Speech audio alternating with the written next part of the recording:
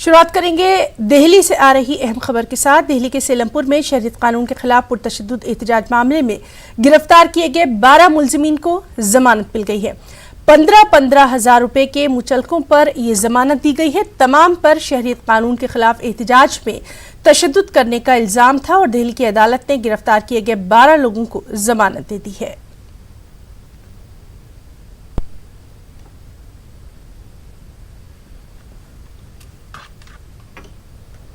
कोमल शर्मा मामले पर खवातीन कमीशन ने दिल्ली पुलिस को नोटिस जारी किया है। दरअसल जेएनयू तशद्दुद मामले में मुलजिम कोमल शर्मा ने अपनी शिनाख्त को लेकर खवातीन कमीशन को खत लिखा था। कोमल शर्मा ने खत में कहा है कि जिस तस्वीर में उनकी शिनाख्त की जा रही है वो गलत है।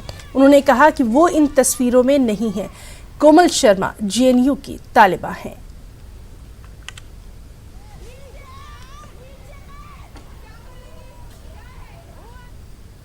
जामिया मिल्लिया इस्लामिया में शहरियत कानून के खिलाफ एहतजाज में आज कई अहम शख्सियात शामिल हो रही हैं। इस एहतजाज में एम्स के डॉक्टर्स और वकला भी शामिल हो रहे हैं। इन लोगों ने चलो जामिया के नाम से खास मुहिम चलाई है। जामिया कोऑर्डिनेशन कमेटी की जानिब से एहतजाज का इनेकाद किया जा रहा है। वाज़ेह रहे कि शहरियत कानून के खिलाफ 1 महीने से रोजाना जामिया में पुरअमन तरीके से एहतजाज जारी है। वहीं शाहीन बाग में भी खवातीन लगातार धरने पर है।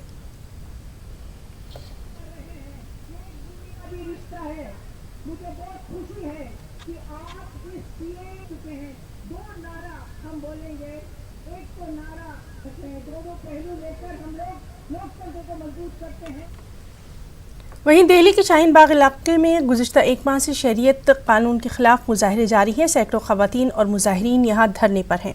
वहीं हाईकोर्ट ने भी इस एहतजाज से मुताल्लिक़ कुछ नहीं कहा है। हाईकोर्ट ने दिल्ली पुलिस से कहा है कि वो ट्रैफिक के निज़ाम को बेहतर करने के लिए मुजाहिरीन से सही तरीके से बातचीत करें। हाईकोर्ट ने यह भी साफ कर दिया कि मुजाहिरीन के साथ किसी भी तरह की ताकत का इस्तेमाल हरगिज़ न किया जाए। वहीं शाहीन बाग में एहतजाजी मुजाहरे में शामिल खवातीन का कहना है कि हम इस धरने को उस वक्त तक जारी रखेंगे जब तक सीएए और एनआरसी को वापस नहीं लिया जाता। हमारे नुमाइंदे खुर्रम शहजाद ने शहरियत कानून के खिलाफ चल रहे इस एहतजाजी मुजाहरे का जायजा लिया। शाहीन बाग में क्या नज़ारा है या आप देख सकते हैं। शाहीन बाग का ये प्रोटेस्ट, ये एहतजाज इसलिए भी अहमियत रखता है क्योंकि पूरी दुनिया में शाहीन बाग के प्रोटेस्ट ने, एहतजाज ने कहीं ना कहीं एक अलामत, एक सिंबल का रुख अख्तियार कर लिया है। उसकी शक्ल बहुत मजबूत होकर उभरी है। मुल्क का कोई भी हिस्सा हो, हर जगह शाहीन बाग के इस प्रोटेस्ट की ज़रूर कुछ ना कुछ बात होती है। और उससे भी बड़ी बात यह है कि यहाँ पर जिस तरह से खवातीन घरों से बाहर निकली हैं, माएँ घरों से बाहर निकली हैं, उसने कहीं ना कहीं सरकार को, बल्कि कई ऐसी सियासी पार्टियों को भी परेशान कर दिया है जो ये कानून लेकर आई थी। तो ये शाहीन बाग का प्रोटेस्ट है जो अपने आप में बहुत कुछ कह रहा है। तस्वीरें हैं, माएँ हैं, उनके साथ बच्चे हैं, वो भी यहाँ पर आते हैं। सुबह से लेकर शाम तक ये पूरा एहतजाज लगातार चलता रहता है। शहरियत कानून का विरोध होता है, वंदे मातरम होता है, सारे जहां से अच्छा हिंदुस्तान हमारा गाने गाए जाते हैं, फैज़ की गज़लें होती हैं, अशार पढ़े जाते हैं और सबसे बढ़कर ये कहा जाता है कि सरकार जो कानून लेकर आई थी उसको वापस ले। आप देख सकते हैं कि ये जो प्रोटेस्ट करने वाली खवातीन हैं, कितनी बड़ी तादाद है। ये पूरा हिस्सा जो आप देखेंगे ये सिर्फ खवातीन की तादाद से भरा हुआ है। यहाँ पर ये सारी खवातीन मौजूद हैं, उनसे ज़रूर जानने की कोशिश करेंगे कितनी कुर्बानी आप लोगों को इस प्रोटेस्ट के ज़रिए देनी पड़ रही है और कौन सी ऐसी चीज़ है जो आपको 1 महीने से लगातार यहाँ पर बनाए हुए हैं। बिल्कुल अपने आइन को बचाने की सबसे बड़ी फिक्र है, अपनी नागरिकता बचाने की। मतलब हमें ये वक्त आ गया कि नागरिकता साबित करनी पड़ेगी हमें। हम चाहते हैं कि ये सीएए, एनआरसी वापस हो, जो कि बिल्कुल गलत है, ज़बरदस्ती का कानून है जो बिला वजह थोपा जा रहा है। बच्चों का खाना बना लेते हैं, 2-2:30 बजे तक रात में रहते हैं यहाँ पे। कुछ औरतें भी रुकती हैं, मैं झूठ नहीं बोलती, मैं 2:30-3 बजे जाती हूँ। हाँ, मेरा बेटा पूरा रात रहता है, 5 बजे जाता है क्योंकि उसको ड्यूटी करना भी रहता है। एनआरसी एनआरसी इसे वापस ले ले मोदी जी से हमारी पर्सनल कोई लड़ाई नहीं है। हम लोग डटे हुए हैं, हम लोग को कोई डर नहीं है। हम लोग जिस चीज के खिलाफ बैठे हैं वो हमको वापस हो जाए, हम लोग हट जाएंगे। रोड से हम लोग को न कोई राजनेता बनाना है, न कोई नेता लेना है, न कोई नेता से जुटे हुए हैं। हम अपने हक के लिए, अपने बच्चे के लिए बैठे हुए हैं और हमारा कोई दूसरा मांग नहीं है। 1 महीना से डटे हुए हैं हम लोग। इस बार जिंदगी में पहली बार सरकार के खिलाफ उतरे हैं। जितना बार जैसा भी क्या मस्जिद का फैसला आया, तलाक का फैसला आया, निकाब का फैसला आया, फजर के अजान का फैसला आया, हम लोग नहीं हिले तो नहीं हिले।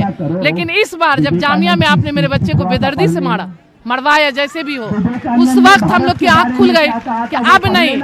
आज तो शाहीन बाग की औरतें इतनी स्ट्रांग हो गई हैं कि 3 बजे रात में, 4 बजे रात में, 2 बजे भोर में कहीं अकेले जाते अकेले आते। 9 बजे के बाद हम लोग निकलने वाले लेडीज नहीं थे। लेकिन आज सरकार का बहुत बहुत शुक्रिया कि हम लोग को बहुत मजबूत बनाए, रोड पे बैठाने पर मजबूर कर दिया।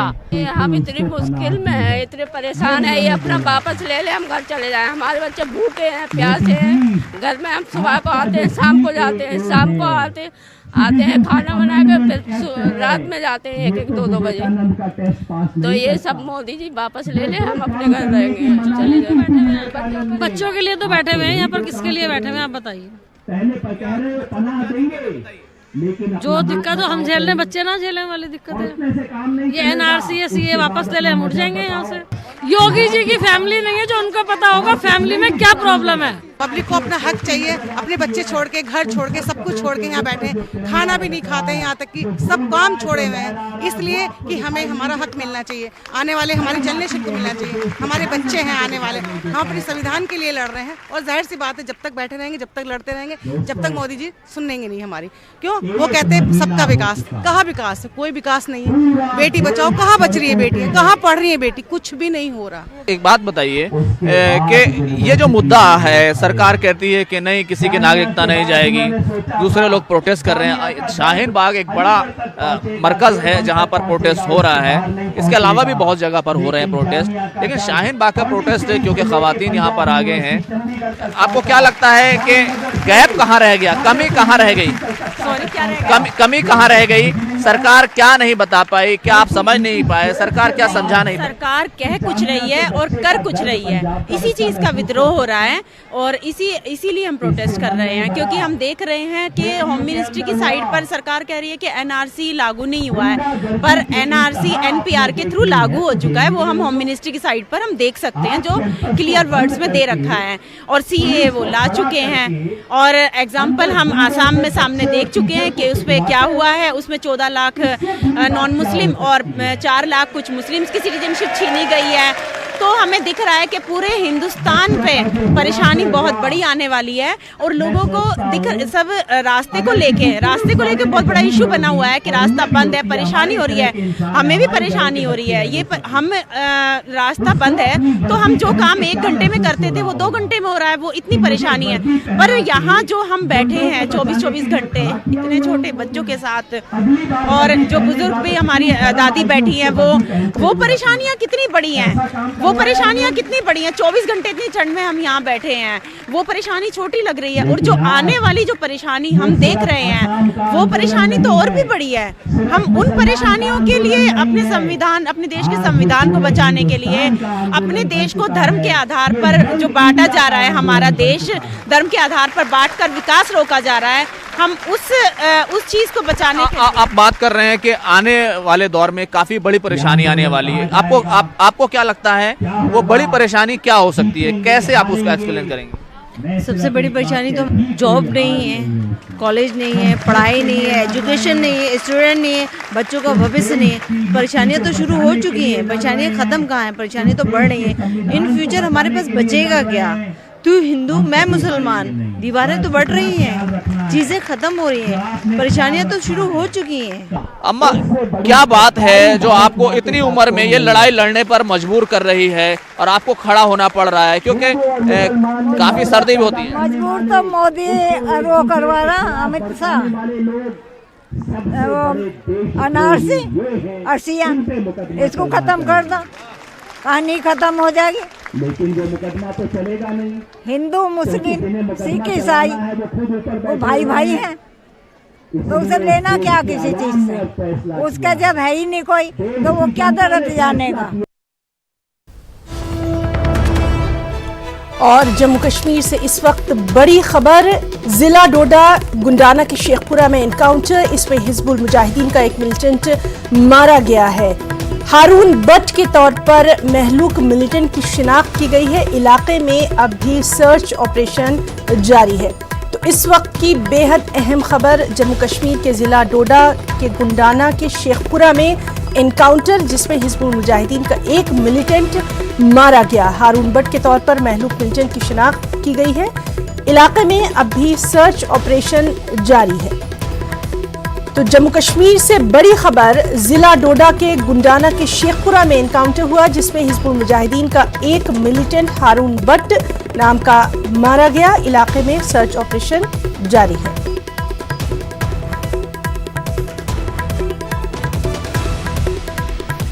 जम्मू कश्मीर से इस वक्त की बड़ी खबर, जिला डोडा के गुंडाना के शेखपुरा में एनकाउंटर हुआ, जिसमें हिजबुल मुजाहिदीन का हारून बट नाम का एक मिलिटेंट मारा गया है।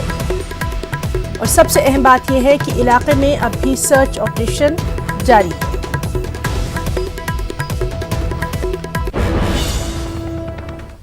दिल्ली के नायब वज़ीर आला मनीष सिसोदिया ने न्यूज़ 18 से खास बातचीत की। उन्होंने दिल्ली असेंबली के ताल्लुक से गुफ्तगू की। आपको बताएं कि मनीष सिसोदिया पड़पड़गंज से इंतखाब लड़ रहे हैं। बात करने के लिए मौजूद है आम आदमी पार्टी के एक सौम्य चेहरे, दिल्ली के शिक्षा मंत्री, जिन्होंने दिल्ली की शिक्षा व्यवस्था को बदलने में बड़ी भूमिका निभाई। मनीष जी, सबसे पहले तो आपको बहुत बहुत शुभकामनाएं। तीसरी बार आपको अपने इसी क्षेत्र से विधायकी का चुनाव लड़ने का टिकट मिला है।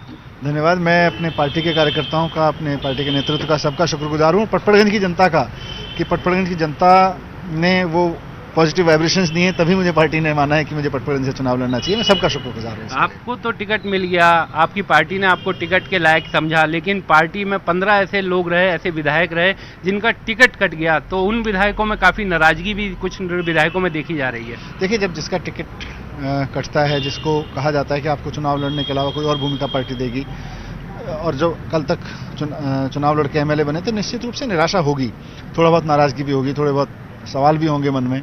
उनके सवालों के हम जवाब भी दे रहे हैं, उनको कन्विंस भी करेंगे, उनको साथ भी लेके चलेंगे, उनको और भूमिकाएं भी देंगे। उनमें से बहुत सारे लोगों का मानना भी है।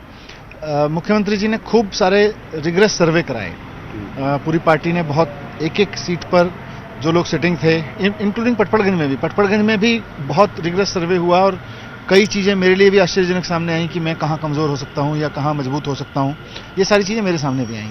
तो जब मल्टीपल सर्वेज में चीज़ें निकल के आई कि इन कैंडिडेट्स के प्रति थोड़ी सी जनता में नाराजगी है, या अभी ये शायद अपनी सीट नहीं निकाल पाएंगे, तो निश्चित रूप से पार्टी चाहेगी कि ऐसे व्यक्ति को ही आगे लाया जाए जो सीट भी निकाल के आगे ला सके। बदरपुर से आपके विधायक थे, आपकी पार्टी के एनडी शर्मा, आज वो आरोप लगा रहे हैं कि 20-21 करोड़ रुपए अरविंद केजरीवाल और मनीष सिसोदिया ने ले लिए, टिकट बेचने के आरोप लगा रहे हैं। एनडी शर्मा जी अच्छे व्यक्ति हैं, अच्छे विधायक रहे हैं आम आदमी पार्टी के, और जब उनको टिकट दिया गया था तब भी बहुत लोगों ने आरोप लगाए थे कि ऐसा हो गया, वैसा हो गया।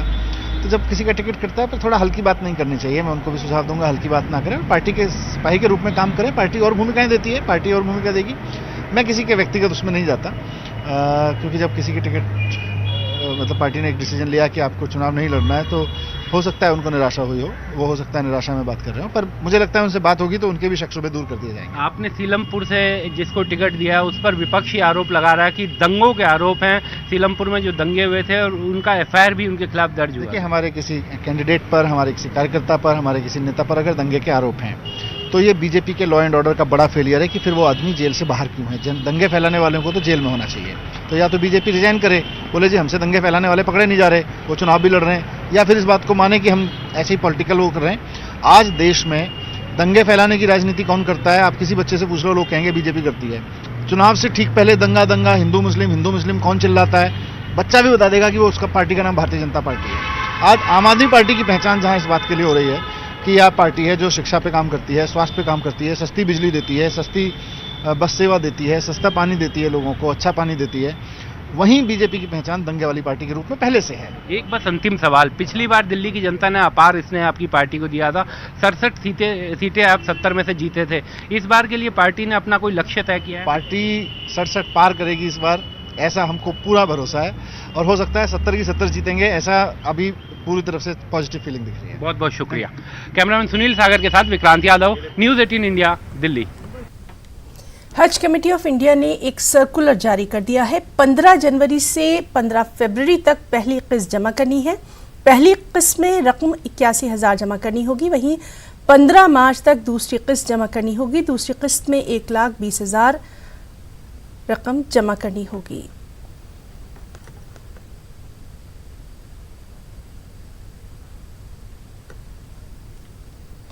श्रीनगर में आज फिर से बर्फबारी हो रही है। लगातार हो रही बर्फबारी की वजह से ट्रैफिक निज़ाम दरहम बरहम है। इंतजामिया कुछ सड़कों से बर्फ हटाने का काम कर रही है। जो इन्होंने मेट वालों ने प्रेडिक्शन दी उसके अनएक्सपेक्टेड निकली। उन्होंने कहा था कि मौसम साफ रहेगा तो अनएक्सपेक्टेडली बर्फ़ पड़ गई, जिसकी वजह से काफ़ी मुश्किलात हो रही है। बहुत सारी बर्फ़ पड़ रही है तो बहुत सारी प्रॉब्लम हो रही है। लाइट नहीं है यहाँ पर और रोड भी बंद है। और मैं साउथ साइड से हूँ, वहाँ पर ज़्यादा ही बर्फ़ पड़ी है। आज एग्ज़ाम भी था, फाइनल ईयर का एग्ज़ाम था, पोस्टपोन हो गया उनका भी। बहुत बर्फ़ पड़ गई, बहुत सी मुश्किलात हो रही हैं। मुश्किलात तो बहुत हो रही है यहाँ पर सर। अभी आप देखो यहाँ पे कितने बर्फ़ गिरे हैं, लोग भी घर से बाहर नहीं निकले हैं।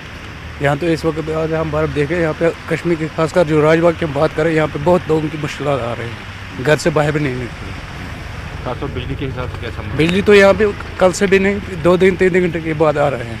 मुश्किलात तो बहुत जिससे बहुत हो रही है। वादिया कश्मीर में बर्फबारी का सिलसिला एक बार फिर से शुरू हो गया। अगर हम बात करें महकमे मौसमियात की, उनका कहना था कि आज से जो मौसम है वो यहाँ पे साफ़ रहेगा। ताहम हमने देखा श्रीनगर शहर की अगर हम बात करें तो कल रात से ही यहाँ पे बर्फबारी का सिलसिला है जो वो शुरू हो रहा है और अभी थमने बर्फ़ रुकने का नाम नहीं ले रही है। अगर हम बात करें मुश्किलात के हवाले से तो लोगों को काफ़ी सारी मुश्किलात से दरपेश है। जो बिजली का निज़ाम है वो पूरी तरह से ठप हो चुका है, बिजली गुल है पूरी तरह से। और दूसरी तरफ जो सड़कों का राब्ता भी मुनक़ता है। कई इलाकों में हमने देखा है जो मेन रोड्स हैं वहाँ से बर्फ़ तो हटाई गई है, ताहम जो लिंक रोड्स है वहाँ से अभी बर्फ़ नहीं हटाई गई है। दूसरी ओर जो ये ताज़ा बर्फ़बारी हुई है इससे सड़क पे जो है वो काफ़ी फिसलन हो गई है और फिसलन की वजह से काफ़ी एक्सीडेंट के खर्चात लाहक रहते हैं। जहांगीर अजीज़ के साथ परवेज़ भट्ट, न्यूज़ 18 उर्दू, श्रीनगर। मुल्क भर में मकर संक्रांति का त्यौहार मनाया जा रहा है।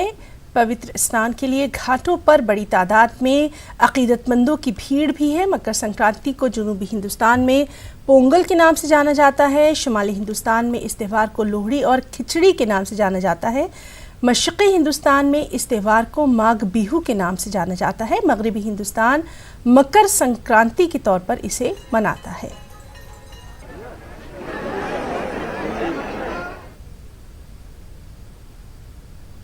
मीडिया के मित्रों को और आपके माध्यम से पूरे प्रदेशवासियों को मकर संक्रांति की हार्दिक बधाई देता हूं। ये जगत पिता सूर्य की उपासना का पर्व है। इस चराचर जगत में जहां भी जीव सृष्टि है जगत पिता सूर्य के कारण है। उनकी उपासना का पर्व होने के नाते सबके जीवन में जीवंतता आए, एक नए उमंग, एक नए उत्साह के साथ सभी लोग अपनी दिनचर्या को आगे बढ़ा सकें, मैं इस बात की शुभकामनाएं। मकर संक्रांति के मौके पर गोरखनाथ मंदिर में खिचड़ी चढ़ाने के लिए भारी भीड़ उमड़ी हुई है और इस भीड़ को मैनेज करने के लिए गोरखनाथ मंदिर प्रबंधन ने ब्लॉक्स में बांट दिए हैं। जहां मेन मंदिर के बाहर जो है वो लाइनों में लग के लोगों को अंदर आया जा रहा है, वहीं जो मेन मंदिर का गृह है उसमें छोटे छोटे ब्लॉक बांधे गए हैं और इन ब्लॉकों में एक तरफ महिलाएं और दूसरी तरफ पुरुषों को रखा गया है, जिससे जो भीड़ है वो एकाएक मेन मंदिर में ना प्रवेश कर रहा है, भगवान गोरखनाथ के सामने ना जाए और जो भीड़ है उसका मैनेजमेंट हुआ करे, यानी कि श्रद्धालुओं को कोई दिक्कत ना हो, इसका पूरा ध्यान मंदिर प्रबंधन रखा हुआ है। हमारे साथ इस समय मंदिर के सचिव द्वारका तिवारी जी हैं। सर, क्या इंतजाम आपकी तरफ से किया गया? आप तो देख रहे हैं जो आज मकर संक्रांति के अवसर पर भारी संख्या में श्रद्धालुजन महायोगी गोरखनाथ जी को खिचड़ी महाप्रसाद चढ़ा रहे हैं। उनकी मनौती होती है कोई फूल के रूप में, कोई माला के रूप में, कोई खिचड़ी के रूप में, अनेक अनेक रूपों में जो है भगवान गोरखनाथ जी को लेकर खिचड़ी चढ़ाते हैं। लोग अपना मनोकामना पूर्ण करते हैं। आप देख रहे हैं कि एक तरफ महिलाएं जा रही हैं, एक तरफ पुरुष जा रहे हैं। दोनों को उनकी सुरक्षा की दृष्टि से हमारे वॉलंटियर्स, हमारे स्वयंसेवक लगे हुए हैं, उन्हें किसी प्रकार का कोई असुविधा न हो, हर प्रकार का। योगी आदित्यनाथ जी महाराज स्वयं पधारे हुए हैं। 4 बजे ही आकर के उन्होंने अपना खिचड़ी चढ़ाया है। 4 बजे समय ये फाटक खोल दिया गया है। उसी समय से ये भारी संख्या में लोग अपना श्रद्धा सुमन चढ़ा रहे हैं। यानी कि श्रद्धालुओं को कोई दिक्कत ना हो, इसका भी मंदिर प्रबंधन पूरा ध्यान रखा हुआ है। और बड़ी संख्या में महिलाएं आई हैं। कब से चढ़ा रही हैं खिचड़ी अम्मा? खिचड़ी यहाँ कब से चढ़ाने आती हैं? अबे पहले आए लगा है। पहली साल है। कहाँ से आई है? कहाँ घर है? अम्मन के घर नेपाल है। नेपाल से आई हुई है। आप कब से चढ़ा रही है खिचड़ी? आपके दाई भाई। दूसरा दाई? हाँ। नेपाल से ही? हाँ। ये वो श्रद्धालु हैं जो नेपाल के रहने वाले हैं या नेपाल बॉर्डर से आए हुए हैं। और इसमें बड़ी संख्या में ऐसे लोग हैं जो पहली बार आए हैं और बहुत से ऐसे लोग भी हैं जो हर साल आके भगवान गोरखनाथ को खिचड़ी चढ़ाते हैं और अपनी मनोकामना पूर्ण करते हैं। अखिलेश पांडे के साथ रामगोपाल द्विवेदी, न्यूज 18 गोरखपुर। और वहीं बीएसपी सुप्रीमो मायावती आज अपना 64वां सालगिरह मना रही हैं, जन्मदिन मना रही हैं। इस मौके पर उन्होंने लखनऊ में मीडिया से खिताब किया। मायावती ने कहा कि मईशत की हालत ख़राब है, बीजेपी ताकत का गलत इस्तेमाल कर रही है। इस हुकूमत में गरीब, कबायली, मुसलमान और दीगर मजहबी अक़लियतें ज़्यादा परेशान हैं।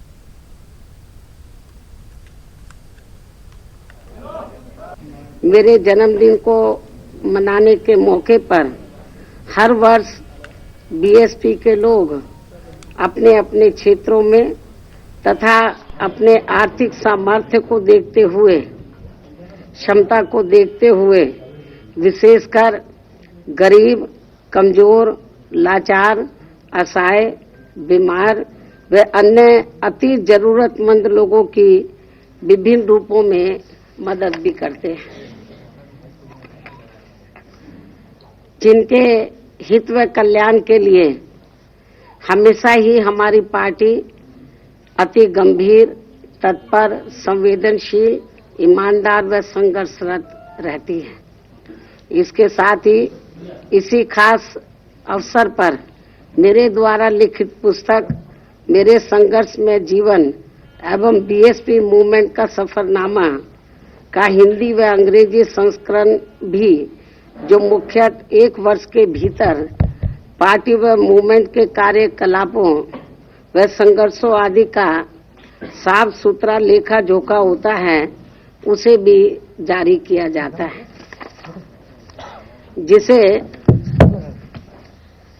जिसे आखिर में आज भी यहाँ आप लोगों के समक्ष जारी किया जाएगा। लेकिन इसके पहले मैं पूरे देश भर में अपनी पार्टी के लोगों का व शुभचिंतकों का भी, जो आज मेरा जन्मदिन जिस भी रूप में व जिस भी स्तर पर मना रहे हैं, उन सभी का पूरे तहे दिल से आभार प्रकट करती हूँ।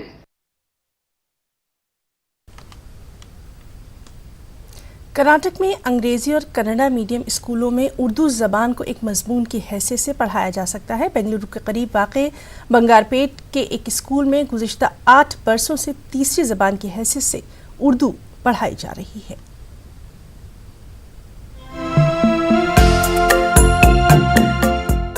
बेंगलुरु के करीब वाक़े बंगारपेट की IBM स्कूल का जरिया तालीम अंग्रेजी है, लेकिन यहाँ उर्दू जुबान एक मजमून की हैसियत से पढ़ाई जा रही है। इदारे के एजाजी सेक्रेटरी इकबाल अहमद की कोशिश के बाद महकमा तालीम ने न सिर्फ उर्दू को मंजूरी दी, बल्कि उर्दू की निसाबी किताबें भी शाये करवाईं। अब यहाँ छठी जमात से लेकर 10वीं जमात तक तमाम बच्चे उर्दू को तीसरी जुबान की हैसियत से पढ़ रहे हैं। SSLC के इम्तहानात में भी उर्दू शामिल है। 80% बच्चे उर्दू जान बच्चे हैं ना, वो इंग्लिश और कन्नड़ा मीडियम स्कूल में पढ़ रहे हैं। 20% बच्चे उर्दू मादरी ज़बान यानी उर्दू मीडियम में पढ़ रहे हैं, लेकिन 80% जो बच्चे हैं वो उर्दू से नाबलद हो रहे हैं। इसलिए अगर ये फार्मूला राइज कर दिया गया तो इंशाल्लाह उर्दू जिंदा हो जाएगी। IBM स्कूल के असातिज़ा कहते हैं कि बच्चे अंग्रेजी, कन्नड़ और दीगर जुबानें जरूर सीखें, लेकिन मादरी जुबान उर्दू को न भूलें। वालिदैन भी बच्चों को उर्दू से महरूम न रखें। मगर यहाँ पे क्या होता है कि सब प्रेफरेंस इंग्लिश और कन्नड़ा पे दे रहे हैं। कन्नड़ का होने के नाते कन्नड़ा सीखना ज़रूरी है, हिंदुस्तानी होने के नाते हमें हिंदी सीखना ज़रूरी है, मगर उर्दू जो है शीरीन ज़बान है और हम मुसलमानों में ऑलमोस्ट क्या हो रहा है कि उर्दू ज़बान को अहमियत ही नहीं मिल रही। जब हम लोग उर्दू ज़बान को अहमियत ना दें तो आने वाली जनरेशन जो है, आने वाली नस्लों को उर्दू का पता ही नहीं चलेगा। इसीलिए एटलीस्ट हम लोगों को एक subject as a third language Urdu ज़बान रखना बहुत ज़रूरी है, क्योंकि अगर हम लोग इसको खो देंगे तो शायद हमारा वजूद ही ना रहे, उर्दू ज़बान का वजूद ही ना रहे। इसलिए मुनासिब समझा गया कि उर्दू को थर्ड लैंग्वेज के तौर पे अपने यहाँ निसाब में शामिल कर लिया जाए। ये हमारे इकबाल साहब की कोशिश थी उर्दू की हिफाजत के लिए, उर्दू को बचाने के लिए। और जब तक उर्दू हमारे मुस्लिम बच्चों में ये लैंग्वेज पढ़ने को नहीं मिलेगा, जब तक जो है अब हमारे एतबार से, हमारे मुस्लिम हिसाब से उन्होंने तरक्की नहीं कर सकते। अंग्रेजी के गलबे के बाद कर्नाटक में उर्दू मीडियम स्कूल की तादाद दिन ब दिन कम होती जा रही है। मुस्लिम तबके के 80% तलबा अंग्रेजी और कन्नड़ मीडियम स्कूलों में तालीम पा रहे हैं। सहलसानी फार्मूले के तहत ज़्यादातर स्कूलों में उर्दू के बजाय हिंदी या कोई और जुबान शामिल की गई है, जबकि 1989 से ही हुकूमत का जियो मौजूद है, जिसके तहत उर्दू को भी तीसरी जुबान की हैसियत से पढ़ाने की हिदायत है। IBM स्कूल के जिम्मेदार कहते हैं कि उर्दू वाले अपना हक मांग कर नहीं, छीन कर लें। अंग्रेजी और कन्नड़ा स्कूलों में उर्दू मजमून मुतारफ करवाने की जिद्दोजहद करें। इस सिलसिले में महकमे तालीम पर दबाव डालें। बंगलुरु से रऊफ अहमद हल्लूर की रिपोर्ट।